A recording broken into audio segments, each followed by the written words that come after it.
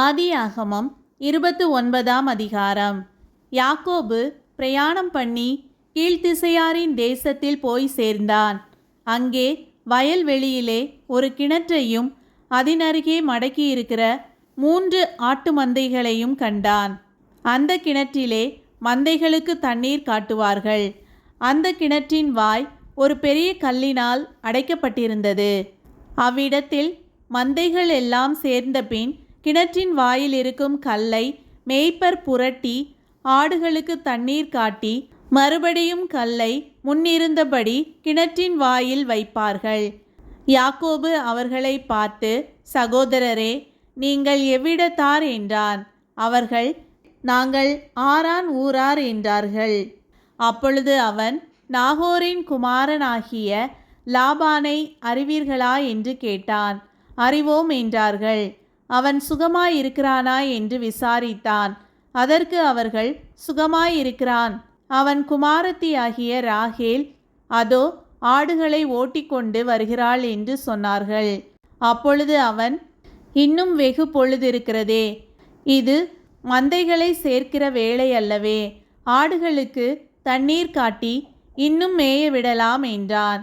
அதற்கு அவர்கள், எல்லா மந்தைகளும் சேரும் முன்னே அப்படி செய்யக்கூடாது.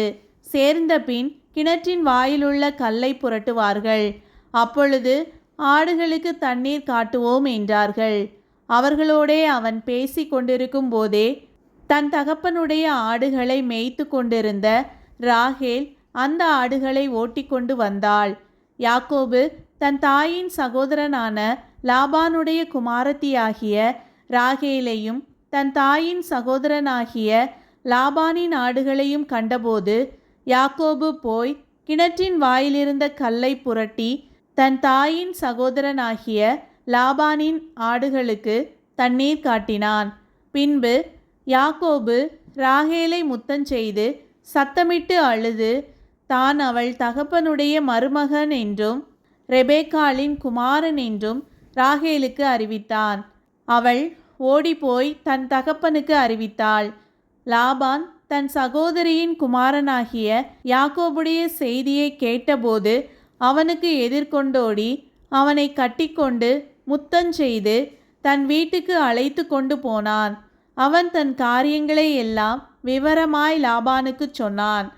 அப்பொழுது லாபான், நீ என் எலும்பும் என் மாம்சமும் ஆனவன் என்றான். 1 மாதம் வரைக்கும் யாக்கோபு அவனிடத்தில் தங்கினான். பின்பு லாபான் யாக்கோபை நோக்கி, நீ என் மருமகனாய் இருப்பதினால் சும்மா எனக்கு வேலை செய்யலாமா? சம்பளம் எவ்வளவு கேட்கிறாய் சொல் என்றான். லாபானுக்கு 2 குமாரத்திகள் இருந்தார்கள். மூத்தவள் பேர் லேயாள், இளையவள் பேர் ராகேல். லேயாளுடைய கண்கள் கூச்ச பார்வையாயிருந்தது. ராகேலோ ரூபவதியும் பார்வைக்கு அழகானவளுமாயிருந்தாள். யாக்கோபு ராகேல் பேரில் பிரியப்பட்டு, உம்முடைய இளைய குமாரத்தியாகிய ராகேலுக்காக உம்மிடத்தில் 7 வருஷம் வேலை செய்கிறேன் என்றான். அதற்கு லாபான், நான் அவளை அந்நிய புருஷனுக்கு கொடுக்கிறதை பார்க்கிலும் அவளை உனக்கு கொடுக்கிறது உத்தமம். என்னிடத்தில் தரித்திரு என்றான். அந்தபடியே யாக்கோபு ராகேலுக்காக 7 வருஷம் வேலை செய்தான். அவள் பேரில் இருந்த பிரியத்தினாலே அந்த வருஷங்கள் அவனுக்கு கொஞ்ச நாளாக தோன்றினது. பின்பு யாக்கோபு லாபானை நோக்கி, என் நாட்கள் நிறைவேறினபடியால் என் மனைவியினிடத்தில் நான் சேரும்படி அவளை எனக்கு தரவேண்டும் என்றான். அப்பொழுது லாபான் அவ்விடத்து மனிதர் எல்லாரையும் கூடிவரச் செய்து விருந்து பண்ணினான். அன்று இரவிலே அவன் தன் குமாரத்தியாகிய லேயாளை அழைத்து கொண்டு போய் அவனிடத்தில் விட்டான். அவளை அவன் சேர்ந்தான். லாபான் தன் வேலைக்காரியாகிய சில்பாளை தன் குமாரத்தியாகிய லேயாளுக்கு வேலைக்காரியாக கொடுத்தான். காலையிலே இதோ அவள் லேயாள் என்று யாக்கோபு கண்டு லாபானை நோக்கி, ஏன் எனக்கு இப்படி செய்தீர்? ராகேலுக்காக அல்லவா உம்மிடத்தில் வேலை செய்தேன், பின்ன ஏன் எனக்கு வஞ்சகம் பண்ணினீர் என்றான். அதற்கு லாபான், மூத்தவள் இருக்க இளையவளை கொடுப்பது இவ்விடத்து வழக்கம் அல்ல. இவளுடைய 7 நாளை நிறைவேற்று, அவளையும் உனக்கு தருவேன். அவளுக்காகவும் நீ இன்னும் 7 வருஷம் என்னிடத்தில் வேலை செய் என்றான். அந்தபடியே யாக்கோபு இவளுடைய 7 நாளை நிறைவேற்றினான். அப்பொழுது தன் குமாரத்தியாகிய ராகேலையும் அவனுக்கு மனைவியாக கொடுத்தான்.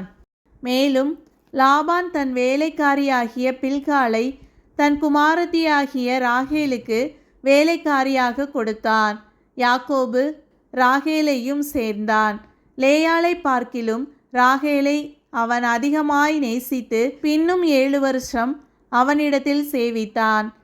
லேயாள் அற்பமாய் எண்ணப்பட்டாள் என்று கர்த்தர் கண்டு அவள் கர்ப்பந்தரிக்கும்படி செய்தார். ராகேலோ மலடியாயிருந்தாள். லேயாள் கர்ப்பவதியாகி ஒரு குமாரனை பெற்று கர்த்தர் என் சிறுமையை பார்த்தருளினார். இப்பொழுது என் புருஷன் என்னை நேசிப்பார் என்று சொல்லி அவனுக்கு ரூபன் என்று பெயரிட்டாள். மறுபடியும் அவள் கர்ப்பவதியாகி ஒரு குமாரனை பெற்று நான் அற்பமாய் எண்ணப்பட்டதை கர்த்தர் கேட்டருளி இவனையும் எனக்கு தந்தார் என்று சொல்லி அவனுக்கு சிமியோன் என்று பெயரிட்டாள். பின்னும் அவள் கர்ப்பவதியாகி ஒரு குமாரனை பெற்று என் புருஷனுக்கு 3 குமாரரை பெற்றபடியால் அவர் இப்பொழுது என்னோடே சேர்ந்திருப்பார் என்று சொல்லி அவனுக்கு லேவி என்று பெயரிட்டாள். மறுபடியும் அவள் கர்ப்பவதியாகி ஒரு குமாரனை பெற்று இப்பொழுது கர்த்தரை துதிப்பேன் என்று சொல்லி அவனுக்கு யூதா என்று பெயரிட்டாள். பிற்பாடு அவளுக்கு பிள்ளை பேறு நின்று போயிற்று.